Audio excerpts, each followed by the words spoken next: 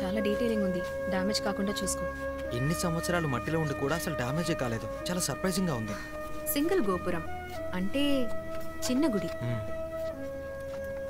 లోపల డెఫినెట్ గా శిలాఫలకం ఉందనిపిస్తోంది. మనం ఇంకొన్ని స్ట్రక్చర్స్ రికవర్ చేసి ఇంకా డీటెయిల్డ్ గా రీసెర్చ్ చేస్తే దీన్ని ఎన్నేళ్ల క్రితం కట్టారో తెలుసుకోవచ్చు కదా. అవును, correct. Hello Divya. Good morning sir. Hello sir. Morning Satish. Satish, నీ వర్క్ ఎలా జరుగుతోంది? Good sir, going great. Good అన్న. దివ్య, నీతో కాస్త మాట్లాడాలి. నల్గొండ నుంచి డిఎస్పీ గారు కాల్ చేశారు. ఒక కేసు ఇన్వెస్టిగేషన్కి సంబంధించి ఆయనకి మన హెల్ప్ కావాలంట. కాస్త అర్జెంట్ అన్నారు. పోలీస్ ఇన్వెస్టిగేషన్ కి మనమే హెల్ప్ చేయగలం సార్. నాకు క్లియర్గా తెలియదు. డైరెక్ట్గా వస్తే ఎక్స్ప్లెయిన్ చేస్తానన్నారు. ఆయనతో రెగ్యులర్గా వర్క్ చేసే టీం అవైలబుల్గా లేరట. అందుకని మన హెల్ప్ అడిగారు. నాకు నువ్వు తప్ప వేరే చాయిస్ కనబడటం లేదా? సరే సార్, నేను వెళ్తాను.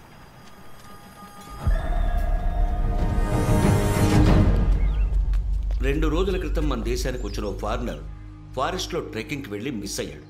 అతను వెళ్ళిన జీప్కి ఎగ్జాక్ట్గా 100 మీటర్స్ డిస్టెన్స్లో అతని cell phone, camera and other belongings recover చేశాం. అతను అక్కడ ఎవరో అటాక్ చేసినట్టున్నారు. కొంత దూరం బాడీని లాక్కెళ్లిన మార్క్స్ కూడా కనిపించాయి. సస్పీషియస్ ఫ్యాక్ట్ ఏంటంటే అక్కడ అతని ఫుట్ ప్రింట్స్ తప్ప వేరే ఎవ్వరి ఫుట్ ప్రింట్స్ లేవు. క్రైమ్ సీన్లో బ్లడ్ మార్క్స్ ఉన్నాయి.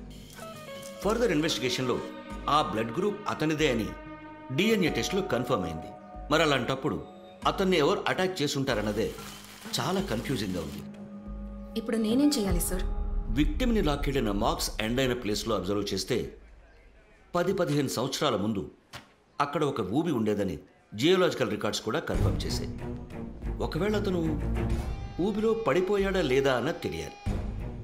ఎందుకంటే అక్కడ మట్టిని తవ్వినట్టు ఇంప్రెషన్స్ రికార్డ్ అయ్యాయి. సో ఆ ప్లేస్ని తవ్వి చూడాలని డిసైడ్ అయ్యాం.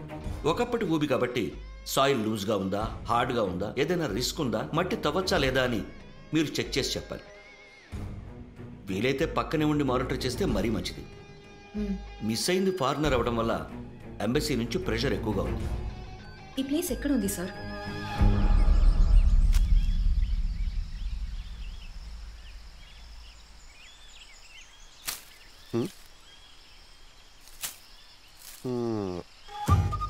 పెట్టండి రా.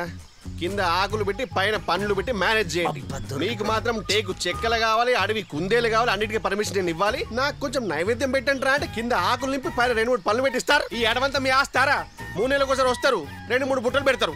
నైవేద్యం రా అంటే నమస్తే పెట్టిపోతారు. కుసా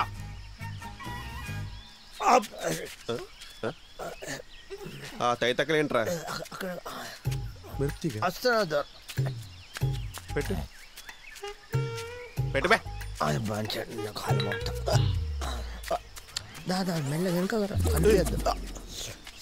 ఏమరా బాటిల్ సైజ్ తగ్గింది అంటే ఒక మాట చెప్తే ఏమనుకోవద్దు దొరా. చెప్పు. మీరు జుర్రుడుకు కొండలు కాదు గుట్టలు కూడా సరిపోతారా? ఆ తేనెటీగలు ఎంత ఎరుగుతాయి మీరు చెప్పలేదురా. అవునా కదా? నువ్వే వెనకాల ఎవర్రా? ఎవరు లేదు దొరా, ఎవరు లేరు. ఎవరు లేకపోవడం మైండ్ పోయిందా? కనబడుతుంది కదా వెనకాల ఎవరు? పెట్టేసి ఒక్కగానొక్క పెళ్ళ దొరా, నీ తన్ను పెడతా, తను వదిలేదరా. నీ భార్య అయితే నాకేంట్రా? నేను రేపిస్తున్నారా? రేపు పంపిస్తావా? నాకు 2 చిన్న పిల్లలు దొరా, చిన్న పిల్లలు. కొడుకుని డాక్టర్ చేస్తా, కూతురు మాత్రం డాన్స్ అని చేస్తా దొరా. డాన్స్ అని చేస్తా ఏంటి? కొడుకుని డాక్టర్ చేస్తా, కూతురు మాత్రం డాన్స్ అని చేస్తా దొరా. అది డాన్సింగ్. నీ వెనకాల వైఫ్. డాన్సింగ్ అంటే అది కాదురా, డాన్స్ అంటే మైకేల్ జాక్సన్.